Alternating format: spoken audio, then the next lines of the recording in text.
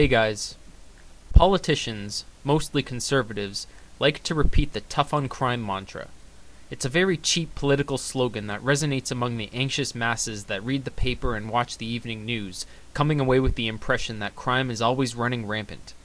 The tough on crime position is a political trap that creates the false dichotomy in which to not be tough on crime is to be soft on crime, a position that no politician wants to be accused of holding.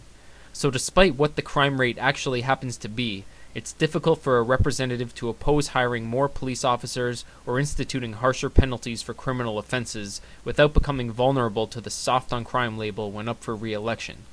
The effect of this is that the justice system becomes more punitive and moves ever more away from any pretense of rehabilitation. The feature of this phenomenon that I object to most is the proliferation of mandatory minimum sentences.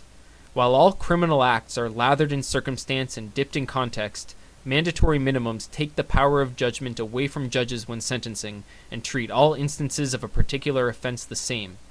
Of course, every crime and every perpetrator is unique, but for certain offenses, judges are denied the opportunity to sentence on a case-by-case basis.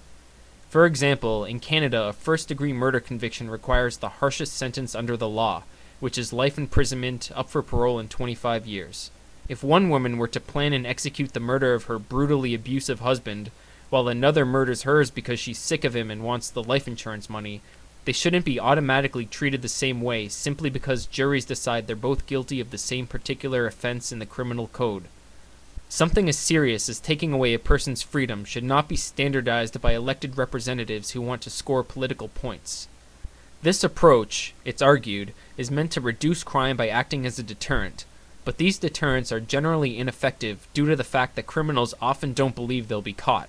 Legislating longer prison sentences than offenders may otherwise receive is actually counterproductive to the goal of reducing crime. Research has shown that longer stays in prison tend to increase the likelihood of recidivism. Instead of mandatory minimum sentences, including recommended sentences in the criminal code is a much more reasonable method of asserting the severity of particular crimes. Recommendations provide judges with a guide, while affording them the discretion to hand down consequences that they judge to be appropriate. This strategy, along with codifying maximum sentences to prevent unreasonable punishment, is a recipe for a more humane and constructive criminal justice system, not to mention a less costly one. However, things seem to be going in the exact opposite direction, and I'm hoping that people will wake up to the bullshit fear-mongering and realize that a flexible and intelligent justice system is far more beneficial than one that simply strives to be tough. Thanks for watching.